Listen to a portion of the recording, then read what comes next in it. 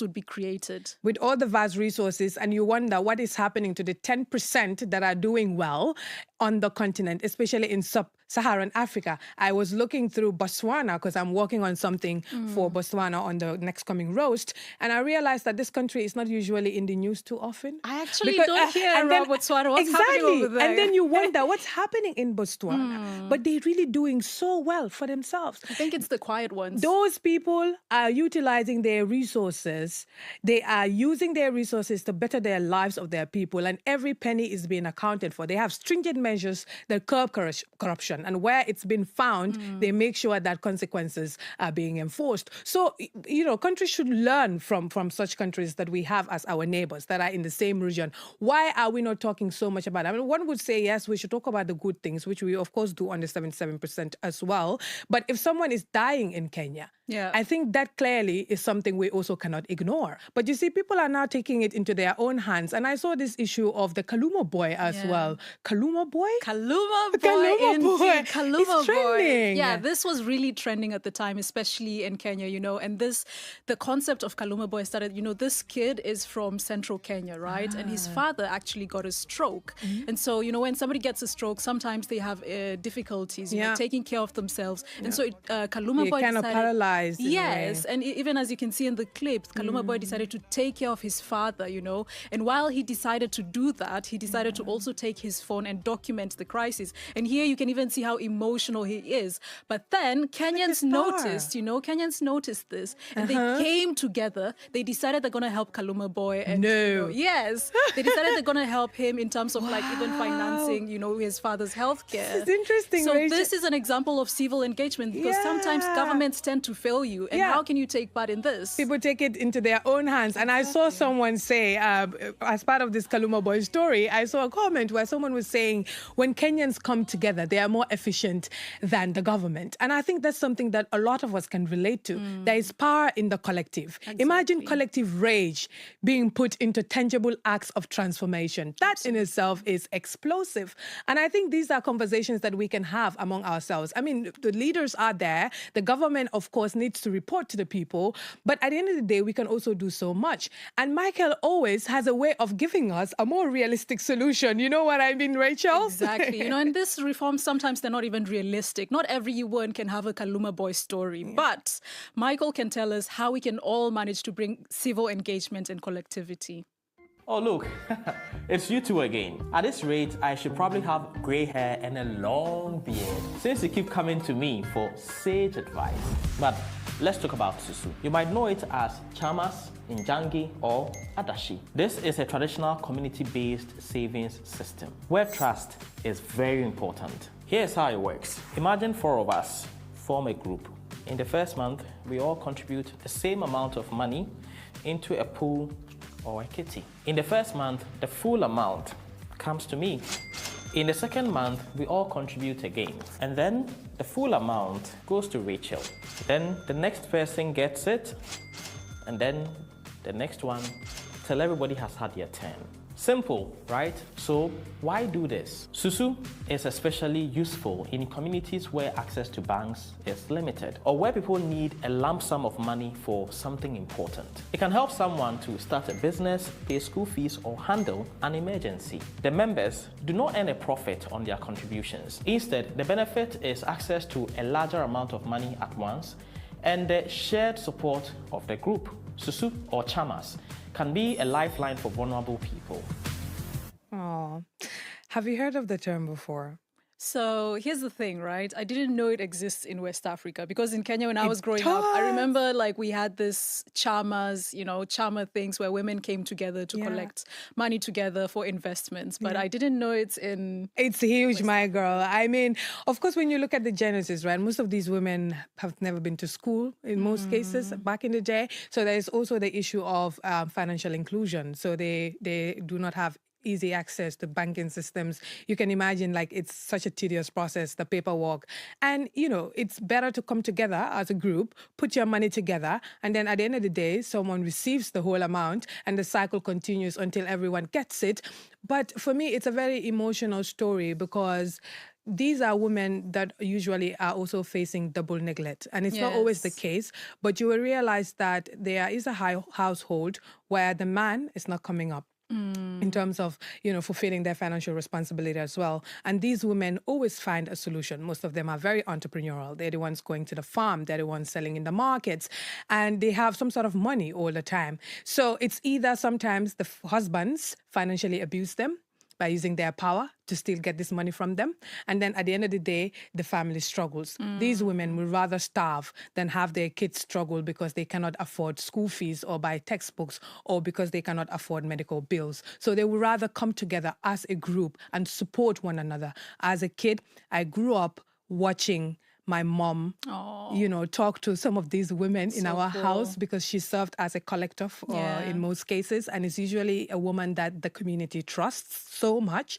And they know that their money will definitely be there at the end of the day. They would come sometimes to explain how it's important for them to collect the money in the next phase because they need to buy new clothes for their kids on Eid. Yeah, and sometimes, this collectives, for example, this Chama, and Kenya also used to have this name called Harambe, which means that people come together, collect money, contribute for healthcare, for education. Sometimes even when your road is not working in the village, people came together, to make sure that the roads are working. And this is such an empowering thing. Do you see what's happening there in the case of the double neglect I was talking about? There's neglect in the home and there's neglect in the part of the government. Exactly. Where services are not just easily accessible and people are forced to go beyond just the usual, to just make life easier for their people. And this is really extreme. Savings is very important. We all have to do it.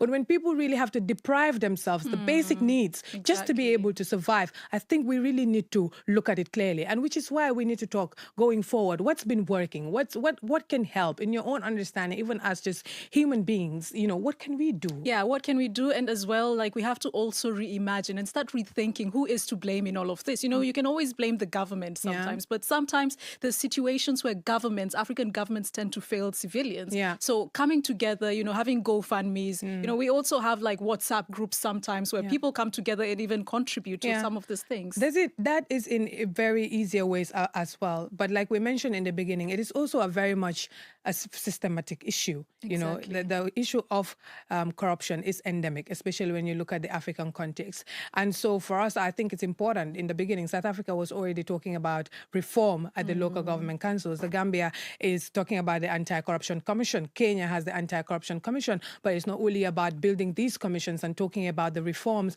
Are we open and transparent in terms of giving the public the opportunity to ask and be given, as well. Giving media the access to be able to do their work and hold politicians to account. Civil society organizations need to be able to operate, to do what they're supposed to do. Someone needs to serve as a watchdog in case something goes wrong. Because at the end of the day, there should be checks and balances. Exactly. And who is going to do that? But before we even get there, it's important that we have the structures that are working for the people. And in cases where they are not working, reforms are being taken place. Reforms are taking place. Now it's about time to also take a step back and reevaluate those reforms and see really how we can develop a new outlook for the African populace. And I think it's very important for young leaders to also put that into account. And look around us, the countries that are doing so well for themselves, when I like to always reference Senegal because they're closest to us in the Gambia. No, guys. But really like Senegal.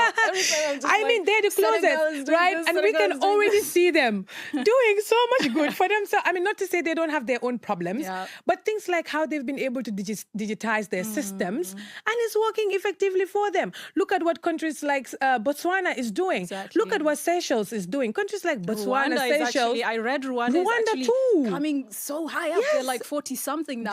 They're extremely there. So look around them and learn from them. What are they doing? At the end of the day, this is about people and their lives. You do not have to wait for us to come and ask for what should be given. It belongs to us.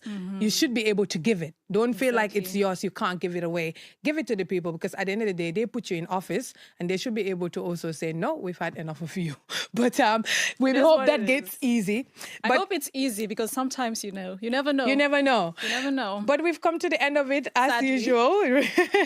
We like to say that you should always keep an eye on us on our social media platforms, on YouTube, as we like to publish on YouTube first. So make sure follow us there and subscribe. On TikTok, we are there. On Instagram, let us continue the conversation, Everywhere. guys. Talk to us. Where are you? If you're a screen near you, if you have a screen near you, please go there and like, share, subscribe. We're always here to talk to you. Till we come your way again. Bye-bye. Bye. Oh, by the way, we've got some changes. Wait. This one is corrupt money.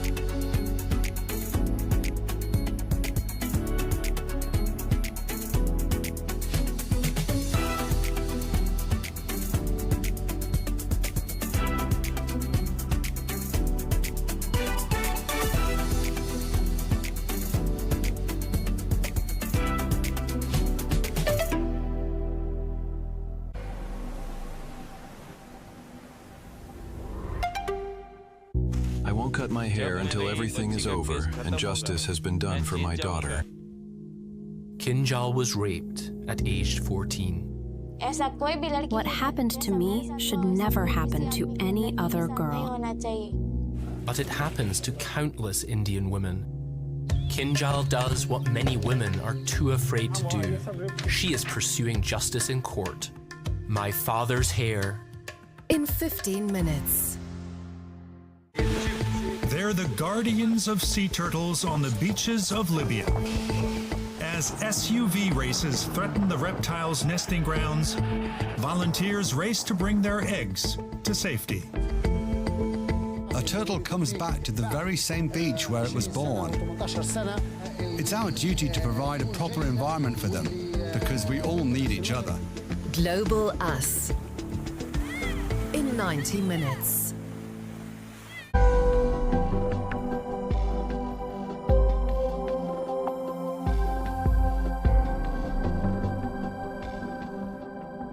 Whispers of the Earth. We have to listen carefully. Listen to the stories the rocks are desperately trying to tell us. Their calm is deceptive. Their fury shapes entire continents. They form the bedrock of our existence. They bear our burden and the weight of our greed. It's time to hear the stories of the stones. How our planet came to be.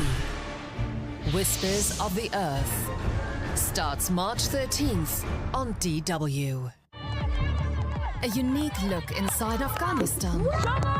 Despite conflict and oppressive rule, one thing offers glimmers of joy and a measure of freedom. Afghanistan cricket is like football in Brazil. It's everything for the lives of Afghan people. It's everything. We meet the star players as they prepare for an international tournament. How did they make it to the top? What are their hopes and dreams for themselves and for their country? With rare insights from ordinary Afghans, what does the national team's success mean to them? And what about the exiled female players who are forbidden to play in their homeland? Can they envision a future for women in Afghanistan? Dreams in the dust.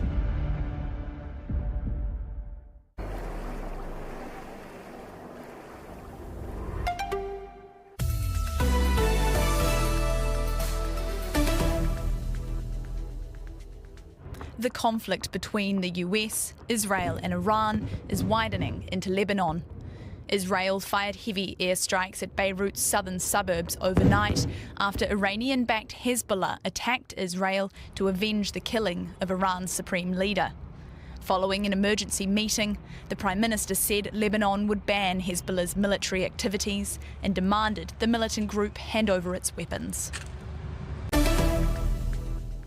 The US military says 3 US fighter jets shot out of the sky over Kuwait were downed by apparent friendly fire, namely the Kuwaiti air defence system. A spokesperson said all 6 crew members ejected from their aircraft safely and are in a stable condition. An investigation is underway to establish exactly what happened and how. 2 unmanned drones have been intercepted en route to a British airbase in Cyprus, according to the Cypriot government. It was the second time sirens sounded over the base in roughly 12 hours. An earlier drone hit the site, causing what the government called minor material damage. Greece has announced it will send 2 frigates and 2 fighter jets to protect the base.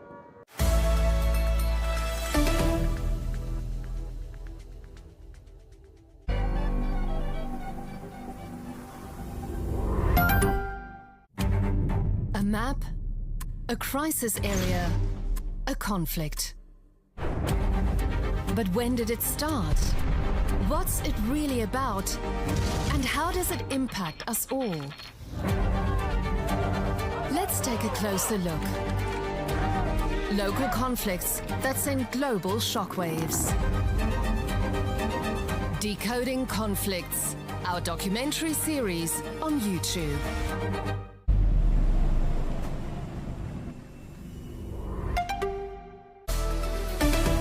Welcome. It's time for a Berlin Briefing special. It's already day 3 of the widening conflict in the Middle East after Israel and the United States attacked Iran in what they described as a preemptive strike.